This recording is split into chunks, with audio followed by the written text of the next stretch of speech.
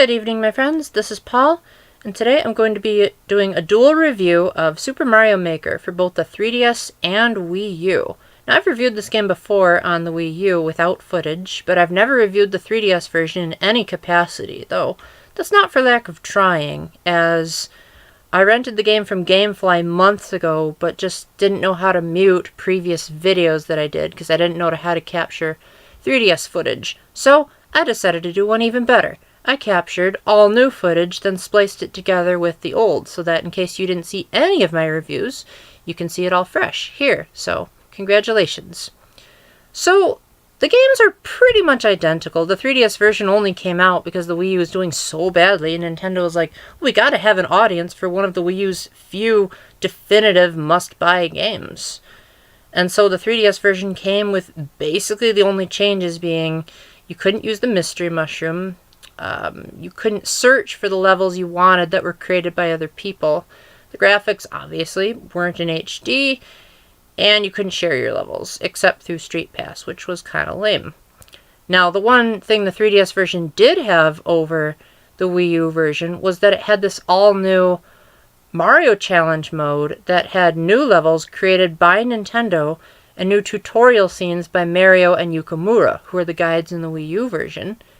And they taught you the basics of Mario and even taught me a few advanced tips that helped me to get better at some of the Wii U levels when I would go back and boot up my Wii U when I felt like playing some more Mario Maker. This made this the definitive single-player experience for me, because I've never been that great at creating Mario levels. And I'm not even going to waste my breath talking about the creation tools, because there are other reviewers that'll tell you, oh, it takes you 6 hours to make a level because there's so many fine-tuned details. I'm going to spare you all that in this review because I don't have personal experience of pretty much any of it. I'm just going to say that the 3DS version gives you all the tools that the Wii U version did, including every single part, background, and music, except for anything that has to do with amiibos. So if you see a level in this footage, the only thing stopping the 3DS version from playing it is if it has an amiibo in it. So this gigantic screen right here that's filled with coins and obstacles, it's totally playable on the 3DS. And with minimal slowdown, too. For the most part, everything runs really well, save for a few times when you're switching between themes and things are a little bit choppy. But other than that, for once I'm actually glad that the 3DS version doesn't support stereoscopic 3D, because can you imagine what a nightmare that would be on the 3DS's hardware if they had to handle all of these Wii U levels? So one of the big problems if you're not playing through the levels made by Nintendo is on the 3DS version, you can only select the levels at sort of random. I think the game's excuse is, well, these are the top-picked Wii U levels that don't have amiibos in them. And it's like, well, that's great, but what if I want to play my level with a friend? Well, in that case, you have to be nearby because you can only share levels through Street Pass.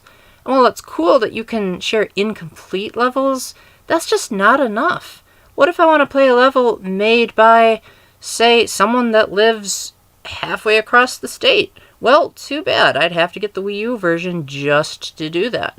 And now that Miiverse has been discontinued, you also can't leave comments on people's videos in either version, which really stinks, because say someone made a good level but had some constructive criticisms, they're just going to have to either be like, okay, well, too bad, I'm never going to learn from my mistakes, or I'd have to contact them somehow, which, you got people playing all over the world. It's pretty hard to do that in a kind of game like this. Of course, I'm not really complaining, because for me, it's just like, I get unlimited Mario Maker levels, but I do kind of miss the Miiverse days, and let's be real, if this game ever comes to the Switch or whatever platform Nintendo has next, they're probably going to shut down the online servers. So while, for the time being, this game is like basically a Mario game that never ends, eventually it'll end if the servers for the Wii U are ever shut down, and then there'll have to be a count saying this is how many levels there are in Super Mario Maker, and then Game Theory will have to make a video on some kind of statistics. Who knows? Either way, the game controls really well no matter what system you're playing it on. While it's a shame that you can't use the nunchuck in the Wii U version, which is odd considering that it has a new Super Mario Bros. U theme, and yet that game supported the nunchuck, and this doesn't? Seems kind of odd. But on the 3DS version, it's nice that you can map Mario's spin jump in New Super Mario Bros. U onto just one of the shoulder buttons. It makes me wonder why that wasn't implemented into New Super Mario Bros. 2, which was basically the same game, just with more coins and not in HD. Overall, Super Mario Maker is a level creator's dream come true.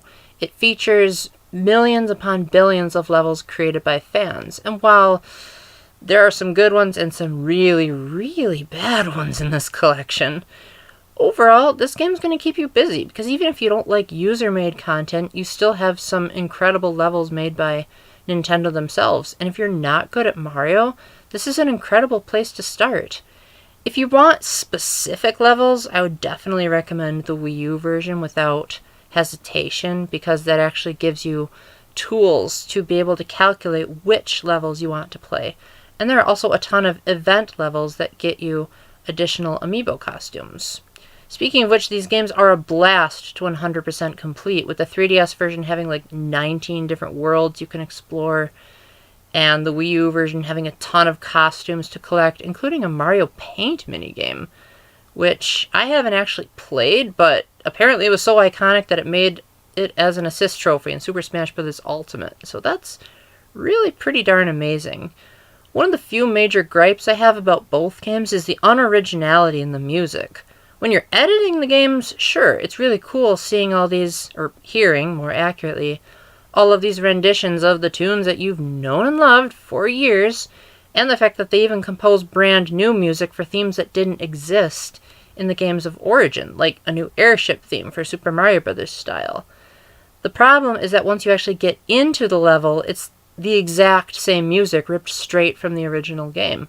So if you're tired of the old ba-ba in New Super Mario Bros., well, too bad. You're gonna get them. If you don't want pixelated music, well, you're gonna get that too. It's really a shame that the composers didn't go the extra mile for tunes that didn't already need remaking. It also stinks that while there's a great selection of parts here, for the Wii U version you have to use an update just to get checkpoint pulls. And it also feels odd that even though the 3DS version contains all of the updates and free DLC from the Wii U version, it didn't go the extra mile and maybe include more. Besides that new single-player mode, it's pretty much the Wii U version, just truncated. Either way, though, I don't want to make it sound like this game is terrible, because it's not. It's actually quite the showcase for either of the hardware it's on. In fact, I would say this is probably the best use any game has or will ever make of the Wii U gamepad, now that we're only getting really stupid games from Random Spin, who can't take the hint that the Wii U is dead. With that, I would highly recommend picking up either version. The Wii U version is definitely the must-buy if you want more specificity and sharing features, but otherwise the 3DS version is a really good option for those of you that are single-player, can't create a level, and want to learn how to get better at Mario. And before I leave, I just want to say that the footage you're seeing right now was actually shown on World Kindness Day, just as a random note.